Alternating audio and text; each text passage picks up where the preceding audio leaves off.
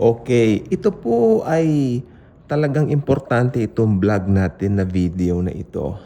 Kaya I suggest kung ikaw ay nandito na at nanonood ka na, I suggest makinig na po tayong mabuti, maigi. Dahil ito po ay pakinabang nga naman din naman kung tayo ay makakarinig ng mga taong pilosopo. Ako hindi po ako pumapatol sa mga taong pilosopo. Ayaw kong patulan ng mga taong pilosopo. Unang-una, hindi ako marunong makipagdebate. Ayaw ko ng gulo, ayaw ko ng away. No? Pero, kaya nga po ako ginawa ng Panginoon ng mga ngaral dito po sa online na ganito. Sapagkat magkikipagdebate, no. Kahit pasabihin mong dala ko yung katotohanan, I'm not good at interacting at people na parang ganun. It's not my gift. Pero kung ano yung gift mo doon ka, dito ito ang gift ko to say something dito sa mga vlogs na ganito. Okay, ano po ba sasabihin ko? Kasi ganito po yon regarding sa pagpapapugot ng ulo sa tribulation.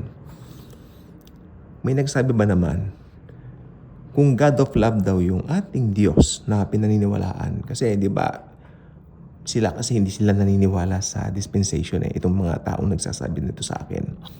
Alam niyo, naniniwala sila na yung buong Bible daw, makinig pa mabuti alam niyo sabi nila, yung buong Biblia daw, yan daw po ay iisa. Wala raw po tayong dapat ilaglag. O yan, no? Actually, isa po siyang Amerikano po siya. May GC kami at ayoko ibigay yung GC inyo. Huwag na pong patulan. Masyado siyang harsh. It's so hard to interact with those kind of people na may saradong utak. Sinabi ko lang doon sa post, we have dispensation, rightly divided in the scripture. Not all in the Old Testament, sabi ko, we can take and just apply to our Christian living because something like there are some verses in the Old Testament like blessings that we can claim, kako. And yet those curses, of course, that's not ours because those are belong to the people of old, kako. Nagalit, nag-react, grabe todo. Hindi naman po ko yung tao na pinopost ko yung sinabi doon. Hindi ko po gawain yon. Ini-screenshot ko. No, hindi po. Ayoko. Then, tahimik na nga po ako tuloy-tuloy pa rin. No? Kasi ganito po yung point niya. Kasi hindi sila naniniwala sa pugot-pugot ulo. Naniniwala sila yung rapture at second coming, the same event. Fine. Siguro, hindi ako magkikipagdebate. Pero ang point niya, kung naniniwala daw tayo na God is love, bakit daw sa tribulation, hahayaan daw ng Diyos yung mga magiging born again na mapugutan? Hindi ba kung God is love daw, dapat hindi gayon. Dapat nandun pa rin yung faith. Yun na nga po ang problema. Kasi hindi po nila alam yung dispensation. Ilang beses ko na po inulit-ulit Okay. Punta muna tayo sa offerings. Kasi babalik tayo talaga sa offerings di ba? Okay. Ito na naman po tayo. Sa Old Covenant, mga hayop. Dugo ng mga tupa, mga baka, di ba? Ano mga hayop? Maski malilit na hayop. Because yung mga offerings, makinig mo mabuti, yung mga offerings, it represents you, the offerer. Yung offering mo represents you, the offerer. Nire-represent ka niya. Yung dugo nung, offering mo, ano man yan, hayop na yan, tupa man yan, baka man yan, whatsoever man yan, yung dugo nun, yan ang i-sprinkle dun sa Holy of Holies na anumang ceremonial, nila doon, no? High priest ang gagawa noon. Nandun siya sa kaloob-looban ng templo. Then paglabas niya, pupunta siya dun sa offerer para sabihin na, hey, okay na. Pero wag ka. Pag may nakita siyang blemish or palpak dun sa offering mo, pababalikin ka. Maghanap ka ng bago mong offering. Yung walang blemish, unblemished. Ang hirap, Hindi po ba ang hirap? Ang hirap-hirap. Hirap talaga. Thank God, God the Father sent Jesus Christ. Ito po yung si Jesus na buhay ng 33 years. At alam niyo ba si Jesus Christ? He was born to die. Pinanganak siya para mamatay sa cross. Kaya nung si Jesus nakabayubay sa cross, sumigaw siya, tetelestai, it is finished. Kaya yung kanyang kamatayan sa cross, yun po ang ating perfect offering. Makinig po kayo, it's not an offering only. It's a perfect offering. Ito po, napakapalad natin. Ito po tayo. Ito po tayo. Church age. Diba? Basahin niyo yung John 3:16 tsaka John 3:17. Ang ganda rin ng John 3:17. Ang ganda rin ng John 3:17 kasi doon pinapakita wala nang paghatol sa mga nanampalataya sa kanya. Kaya hindi siya pumunta rito para hatulan ang mundo. Pumunta siya para iligtas ang mundo, di ba? Okay, yan. Pasok na tayo dyan. So ngayon, nabuhay siya after nung mapako siya. Alam natin yan, nabuhay siya for 3 days. Ngayon, namamagitan na po siya sa atin. Church age po tayo. Church age pa rin po tayo ngayon. O ngayon, tanong ko po kayo, ano ang katapusan ng church age? The rapture. Hindi pa po nagra-rapture, di ba? O ayan na. Okay. Let's say, bukas rapture na.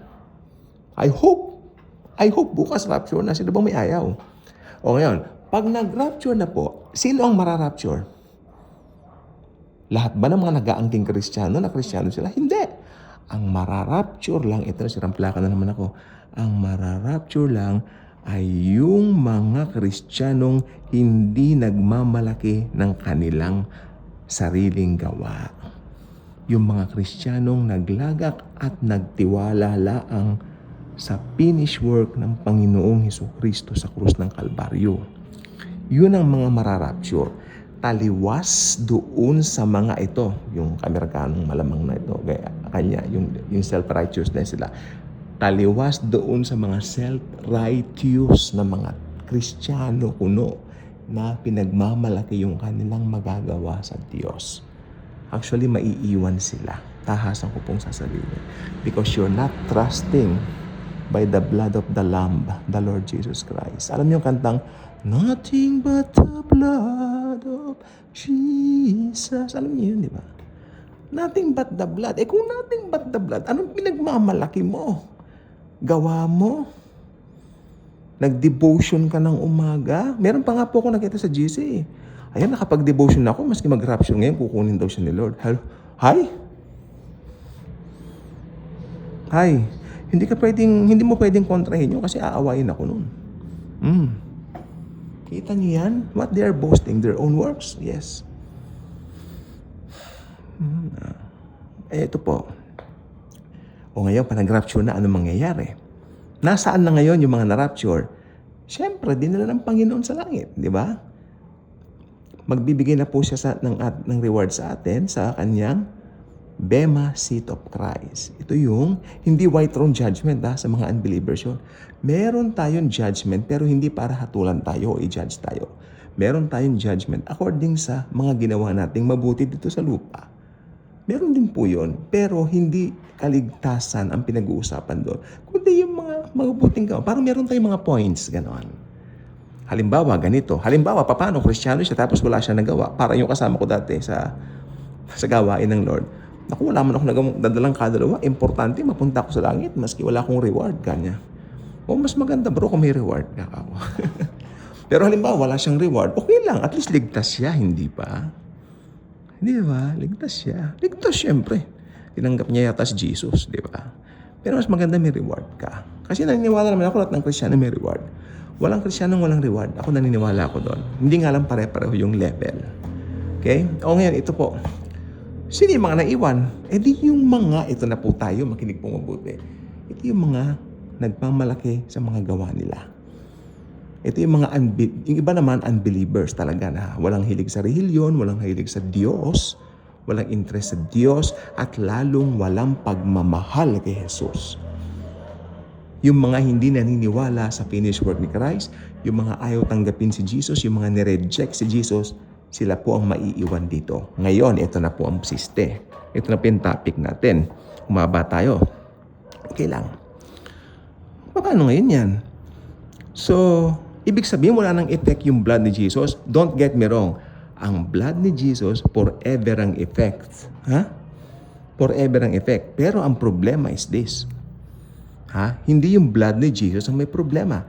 Ang problema, nireject si Jesus nung mga taong yan, nung nasa church age, nung inaalok ng Diyos ang blood. Uulitin ko, huwag kayong malilito mga kababayan ko at mga minamahal kong kababayan. Yung effect ng blood ni Christ, forever ang effect. Ha? Pero, nung church age, nireject nga nila eh. Ha? Ibig sabihin na walan sa kanila ng effect ang blood? Hindi. Nandoon pa rin ang awa ng Diyos sa kanila. Makinig kayong mabuti. Ngayon, bakit ko nasabing nandoon yung awa ng Diyos? Darating tayo dyan. Dahil pagdating po ng tribulation, makikita nila yung lupit ng Antikristo. Hindi ko na po sasabihin kung sino yung Antikristo. Paulit-ulit na po tayo. Isa po siyang public figure darating para magpapasamba bilang Diyos. Pero may mga hindi sasamba sa Antichrist dahil alam nilang mali yaon. Sila po yung mga magiging tribulation saints. Okay. Tandaan nyo ha, yung mga taong yan na iwan dahil nireject nila si Jesus dito sa church age.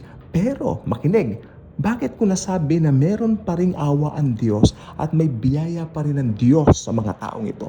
Sapagkat may paraan pa rin na prinubide ang Diyos para maligtas sila at sukat pa rin silang makapunta ng langit. Paano yon? Magpapugot sila ng ulo para may blood. Makinig pong mabuti. Pagdating po ng tribulation age, ang paraan ng kaligtasan ay si Jesus, faith in Jesus pa rin, siyempre. Pero, magpapugot ng ulo. Kasi yung mga taong yan, nag-reject kay Jesus sa church age. Kaya dito po kung tutuusin nga po, naiwan sila, kung tutuusin, wala nang pag-asa yan kung tutuusin.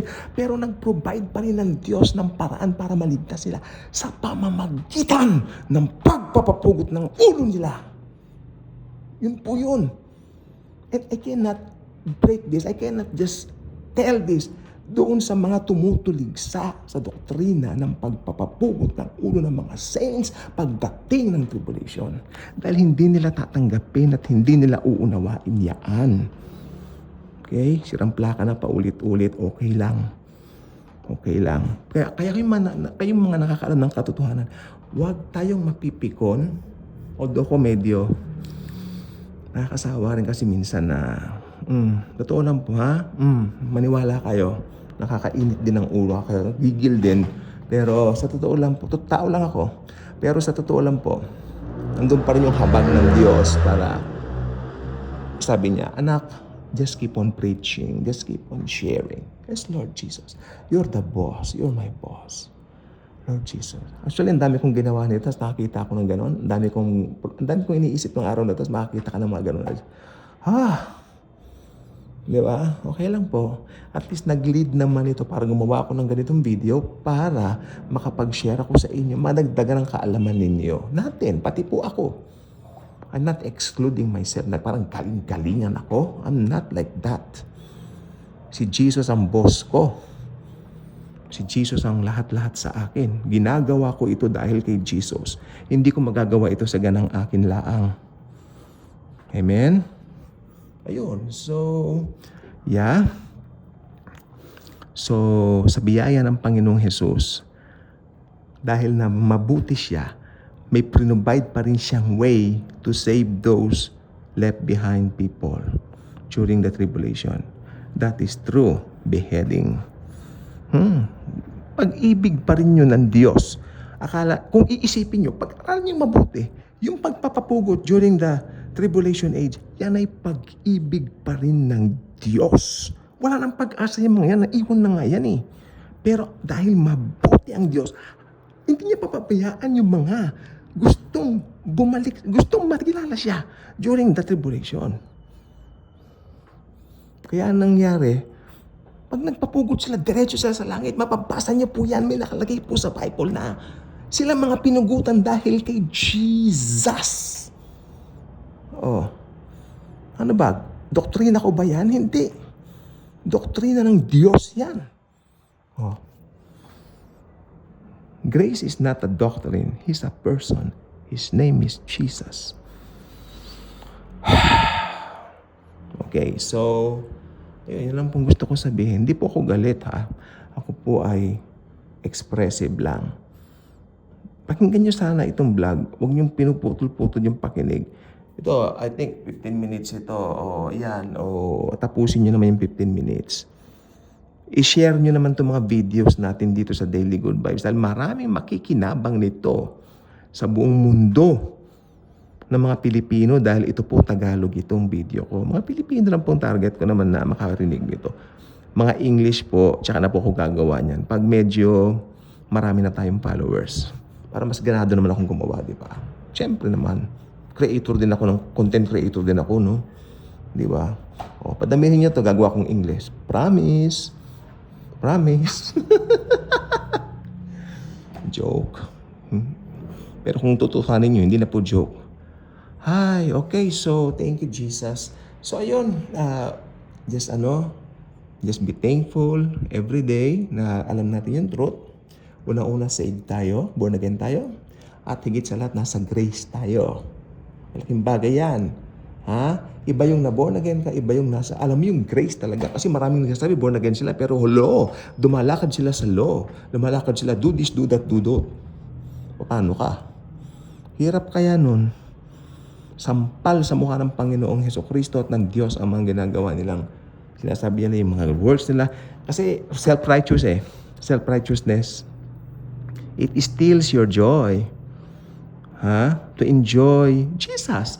To enjoy His grace. To enjoy the fullness of life. Hindi nyo nakalagay sa John 10:10. Di ba? Ang magnanakaw ika, dumating para magnakaw, pumatay at mamuksa. Subalit, I came, kanya, to give you life and life to the fullest. Oh, maliwanag pa sa sikat ng araw yan. Si Jesus Christ hindi pumupuksa, nagbibigay ng buhay. Oh, Jeremiah 29:11, paborito natin yan. For I know the plans I have for you. Plans to prosper you and to give you a future. Oh, sige nga. Diba? Oh, bonggang-bongga. Ang ganda, di ba? Oh, ano bang puso ng Diyos sa atin? To give us a future. Tayo mga nasa church age yun eh. Pero although ito aminin ko po, medyo nakakaawa yung mga aabutan ng pugot-pugot ulo during the tribulation. Kasi kabag-habag sila. Kalain mo, magdidesisyon kang papugot ng ulo. Nanay, di ba? Katakot. Ganun yan. Pero alam niya, meron silang courage to shout the name of Jesus Christ. Okay, so mga bayani sila. Palakpakan naman natin yung mga magiging tribulation saints. Okay po, yun lang po. At may pinapanood kasi ako sa YouTube. Gumawa lang ako ng vlog. May maganda yung movie na pinapanood ko. So, tatapusin natin. Malapit na matapos. Bye-bye. So, God bless everyone.